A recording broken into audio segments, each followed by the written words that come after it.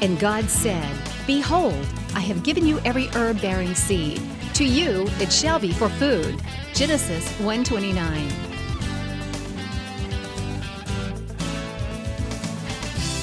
Man did eat angels' food. He sent them meat to the full. Psalm 78:25. Everyday Manna with Lisa. Hi everybody, and welcome to Everyday Manna. Today we are going to take a trip to Korea. I have developed this intense love of Korean food, and I have scoured and looked and researched and done all kinds of different things trying to get those flavors into my kitchen, because where I live we don't have a Korean restaurant. So today we are going to make a Korean beef bowl, which is so easy to make. You can do it there in your home with ingredients that are readily available. We're going to make a spicy Sichuan blistered green bean dish, and then I'm going to make, the national dish of Korea is kimchi, which takes a long time to make, but you can buy it in the grocery stores. But I took the flavors of kimchi, which is a pickled preserved cabbage, and I made a cucumber pickle, a quick cucumber pickle with the flavors of kimchi. So we'll get to that in just a minute. What I've already done is I have 1.5 pounds of lean ground beef. That's all I've done, and I'm just browning it in the skillet. I'm just using a very lean ground beef. You could, if you wanted to, use like a sirloin steak and chop it up fine. But they use a lot of ground beef in Korea, so this is one of the dishes that I thought would be very easy to make with ingredients that we can find. So that's all I've done, is I've got 1.5 pounds of lean ground beef. This is going to serve about 4 people, but maybe it's just you, or maybe you and one other person, a couple, or just 2 people. You could easily take any of these recipes and divide them in half and make half the recipe. Or you could make the full recipe and put it in your refrigerator and warm it up later in the week, and it would be wonderful. But most all of the recipes that I do, if you are just 1 person or 2 people, because not everybody feeds a family of 4 or 5 or whatever you have, you could have the recipes. But this is so good and so addicting that you're going to want to make the whole thing and eat it all, probably. I could eat it all myself over a period of 2 days, no problem. You want to kind of break up the beef. You really don't want big chunks of the beef. So I just take a wooden spoon, and as it's browning, I just break it up. You want to get rid of all the pink. Now this is 1 meat, ground beef, that I will not eat if there's any pink in it, and I don't advise you to do that. I advise you to make sure that your ground beef is completely free of any pink. Now steaks or something like that, it's perfectly fine to have it medium, but not ground beef. And the reasoning for that, in case you don't know, is of course ground beef is a whole big cut of meat that they grind up. And the surface could have bacteria on it. When they grind it, it gets inside. Whereas if the surface has the bacteria and it's a whole piece of meat, it's coming into direct contact with that heat, and that kills it off. That's why you should always make sure that your ground meats are cooked thoroughly. If it has a lot of fat in it, you will want to drain it off. But this is a lean. This was ground round because that was what was on sale at my grocery store. So I really don't have a lot of excess fat in this, so I'm not going to be draining it. Now the flavorings of this dish are very easy and very easy to find. There are some ingredients that are used pretty extensively in Korean food that are fairly hard to find where we live. Now I will say, in the Tri-Cities area, there are 2 wonderful Asian grocery stores. If you have time and you've got one near you, I encourage you to take a couple of hours, because that's how long it takes me, and just go there. And it's incredible at the differences in the foods that other people eat and we eat. There are ingredients that are different, and I do have a few of those I'm going to show you in just a little bit. but just the smells and the textures and the variety of things, it's worth just going and walking through just to see what they have. That is totally how I come up with new recipes. People ask me all the time, how do you come up with new things? Because if I go someplace and I have the time, I love to look in new markets, places that are maybe different. I was in Knoxville recently and had the time, and I went to a Turkish grocery store, which I'd never been in. I went into an Indian grocery store, which I had never been in. My mind just goes crazy with seeing those different things, and I want to learn how to cook Turkish and Indian food. I'm working on that for the future. But Korean, there's a wonderful Asian grocery store in Knoxville, a huge one. But there's here in the Tri-Cities, there's a couple too. You know, and if you scout it out, I guarantee no matter where you are, you're going to find something. And a lot of the grocery stores now have wonderful international sections of ethnic foods in their grocery store. So it's easy to find these things. That's brown. So what I'm going to add is about half a cup of dark brown sugar. If you don't have dark brown, you can use light brown. There is a difference in the flavor. Dark brown sugar has more molasses. So there is a little bit of a difference in the flavor, but you know, you can use the light brown if you don't have dark brown. I keep both in my pantry because there is a difference. Some soy sauce. Now, not soy sauce, excuse me, sesame oil. When I say sesame oil, I'm talking about the dark roasted Asian sesame oil that you can find anywhere. You know, $3 a bottle. I do keep that one in my refrigerator because it will spoil quickly. But it adds a smokiness and a nuttiness to the dishes that you cook with. I use it a lot and in a lot of different things. And as a matter of fact, I think every recipe I'm doing today has that in there. A little bit of salt and pepper. Just a little bit. Garlic, of course. And crushed red pepper flakes. And that's it. That's all there is to this dish. Now, what we're going to do is we're going to serve it two different ways. I'm going to turn that down and I'm going to let that simmer for just a few minutes. And you can serve this over rice that you have cooked. But in Korea, a lot of times the dishes that they serve it in lettuce leaves. And that's one way I'm going to show you today. So buy some lettuce. Now, they have a specialty type lettuce that I can't find, but any leaf lettuce will work. And you're going to put some in there and serve it and wrap it all up. And in Korea, it's a tradition that they wrap it up so small that they can fit it all in their mouth at once. I don't do that. But we're going to serve the beef bowl in some lettuce, or you can serve it over rice. But that needs to simmer for just a minute. I'm going to take a quick break, and when I come back, I'm going to start on the wonderful cucumber side dish that you are going to want to make and keep in your refrigerator at all times. I'll be back in just a minute.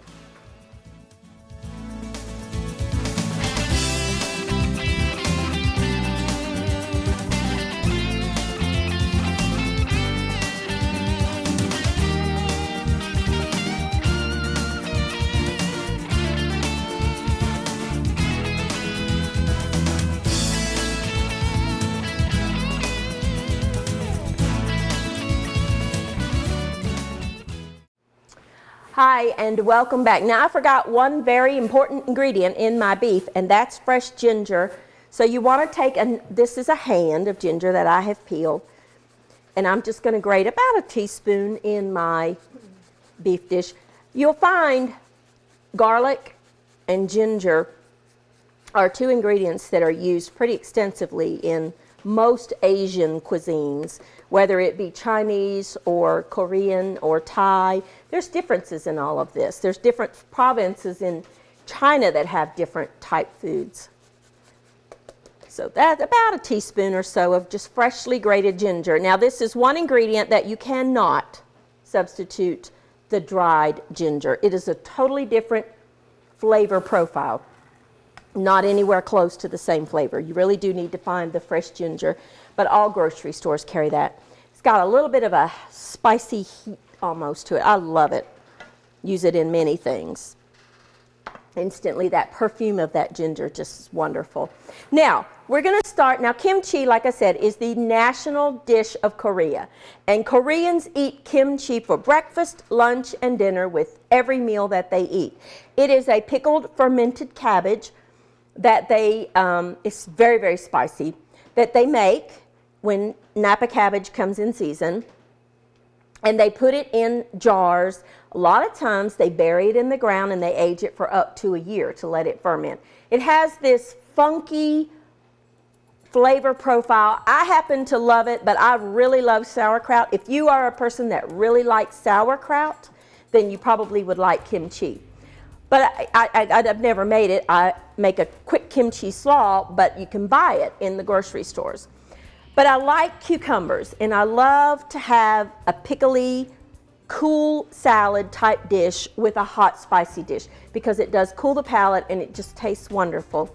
So I thought, well, how could we take the flavors of kimchi with easy to find ingredients and make a cucumber salad? And this is what I come up with. Now, this particular product is the one thing that I have never found in a regular grocery store.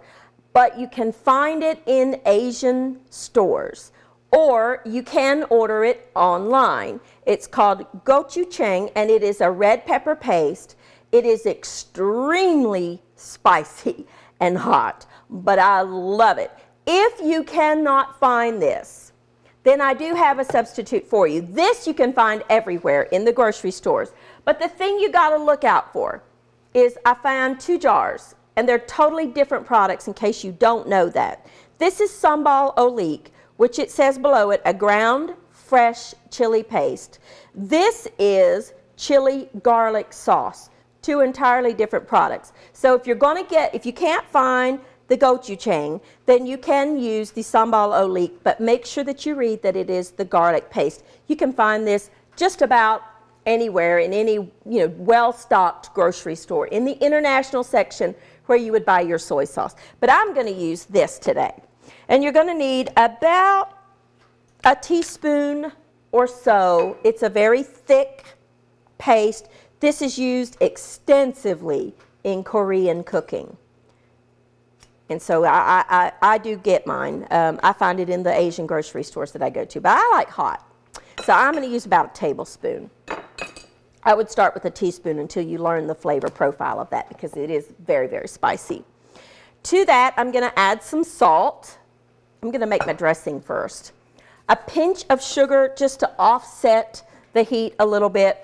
Some sesame seeds, about a tablespoon or so, toasted sesame seeds. Again, that same sesame oil, the dark toasted sesame oil. Some rice vinegar. Now here's my son, Austin. I have to buy this stuff literally by the case because every single day of his life, he eats a cucumber sliced in the vinegar. He loves it. Wonderful, mild flavor profile. It comes seasoned and unseasoned. The seasoned rice vinegar has a little bit of sugar in it. The unseasoned does not. Either one will work. And then some canola oil. Now kimchi would have one ingredient in it that I don't have and can't hardly find, and that is actually a salted pickled shrimp paste. But we're just trying to mimic the flavors. And that's it for the sauce. Look at that. Kimchi has a red, because they slather it with that paste right there. They slather that cabbage with that. If you ever get a chance to try kimchi, you should.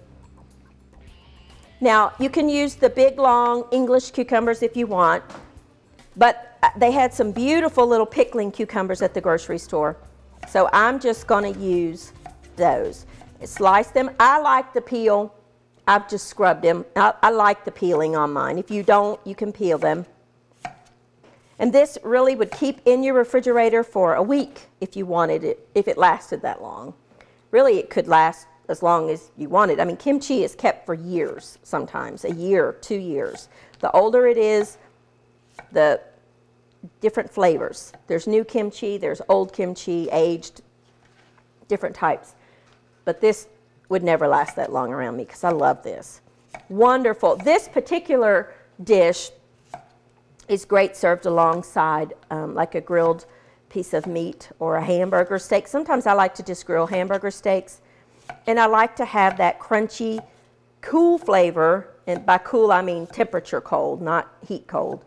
I like to have that alongside a grilled piece of meat because I think it just complements the flavor of that. And you just put these in there, and that's all there is to it. And then it just needs to sit for a while to let the cucumbers absorb the flavors, and almost a pickly type thing. This is a quick pickle. This is not one you would preserve and put in jars like regular pickles, but it's just meant to be eaten from the refrigerator. You would need to keep it in the refrigerator though. I love cucumbers, and they're very healthy, very good for you. That smells so good. Last one, and then you just stir this up. Great little side dish. You could add some radishes to this if you wanted to. If you could find a daikon radish, which is that long white radish that sometimes you'll find in the grocery stores. It's a Chinese radish called daikon. That would be good in here too. I'm going to switch to a spoon, and I'm just going to stir that up and get those cucumbers flavored with all of that wonderful, delicious flavor. And that's all there is to it. And you will always find in a Korean restaurant or in a Korean home, if you're eating Korean food, you will always get all kinds of this stuff first. They put out a full, really a buffet almost, of little starter, appetizer type things. I believe they call it banchan. You'll have to forgive me, I don't speak Korean. But they always will have that on the dish. So something like this, kimchi served with every meal, different types of appetizer things are always served with your meal. So there's just a quick little pickle. I'm going to take a quick break. When I come back, we're going to do our green beans, and then we're going to eat this wonderful Korean meal. I'll be back in just a few minutes.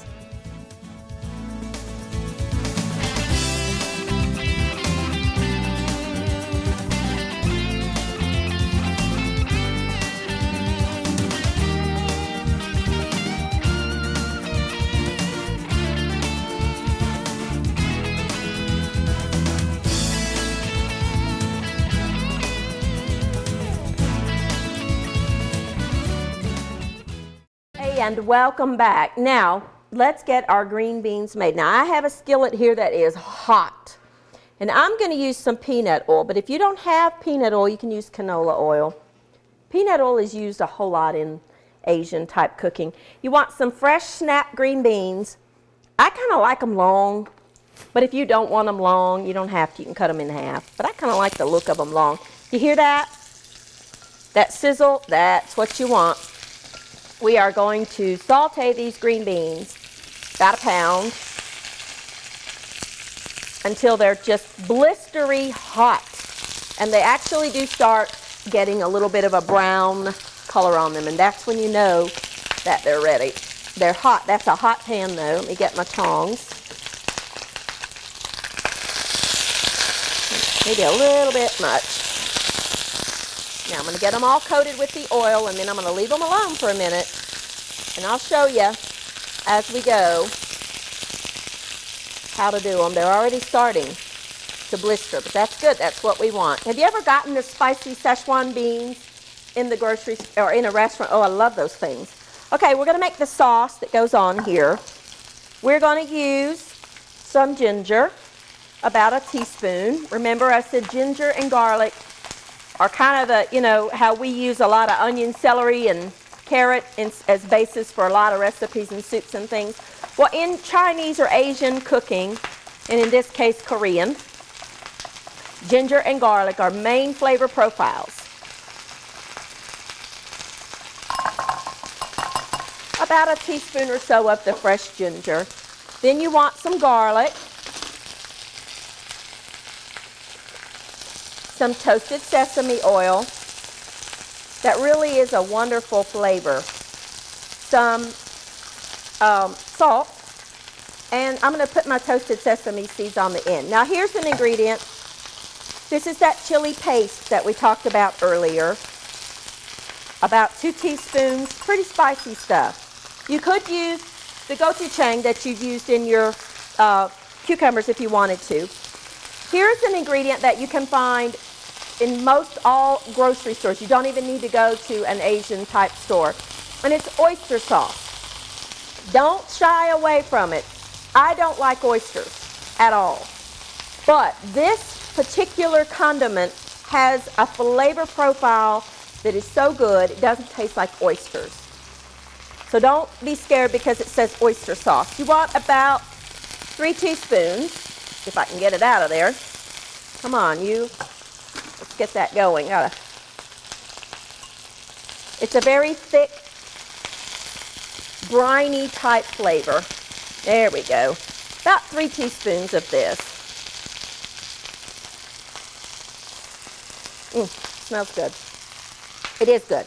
Keep this in your refrigerator door. Keep forever, as long as you keep it cold. You want to stir that together.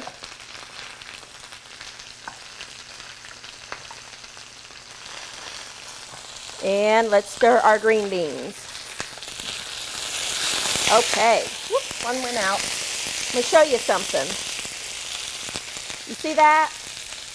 That's what you want. You see that green bean, how it's just really, really, really browned and crispy, and that's what you want. A little messy, but that's okay. Now these are not your traditional southern cooked till they're very, very soft green beans. These are very quick cooked, still crisp green beans. And I love them. Anytime I see this on a menu at a Chinese store, I want them. You can do asparagus this very same way if you want to. Okay. Now, I want to show you how to serve these. I have some white rice that I've just cooked, and you could serve it over rice. Just like that. And then maybe sprinkle a little bit of the sesame seeds over it. Serve it just like that. Or you could serve it in a lettuce wrap.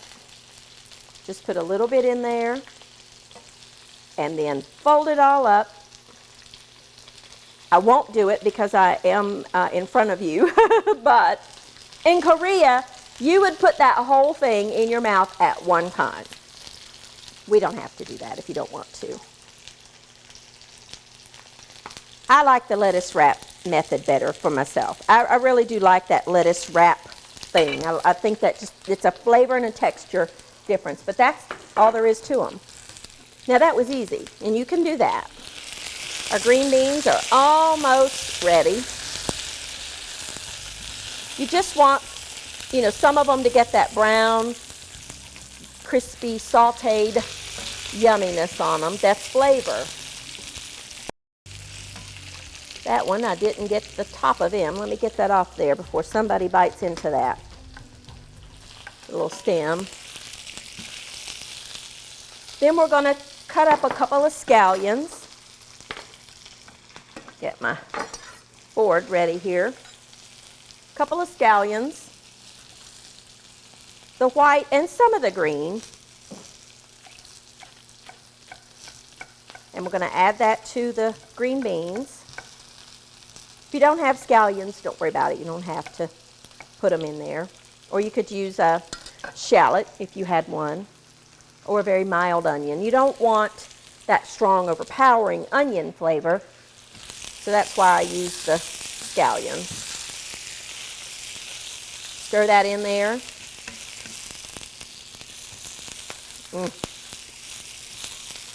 And then stir your sauce in. And that's it.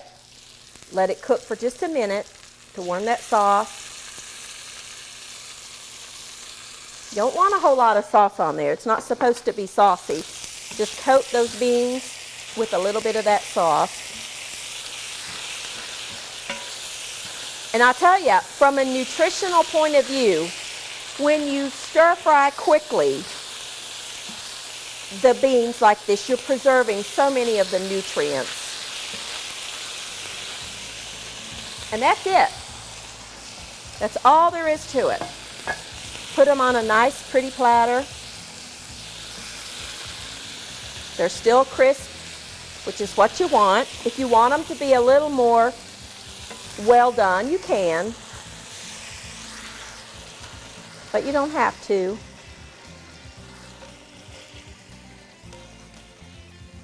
And then pour that flavor over there, and that's it. That's all there is to it. Your final little thing is to put your toasted sesame seeds on top. And that's all there is to our Korean feast. So here you go. We've got the Korean beef bowl two ways. We put it over rice, or we can wrap it in lettuce, which is what would be traditionally served in Korea. Then we've got our wonderful Sichuan spicy blistered green beans and our delicious cucumber salad that would be served alongside any meal in Korea. Thank you for joining with me. We're going to travel this world together through our food, and I'll see you next time on Everyday Manna. Thank you for watching Everyday Manna with Lisa. This program is made possible by viewers like you. Your support is continually needed to keep Christian programming on the air. Please send your best financial gift to Living Faith Television in care of Everyday Manna,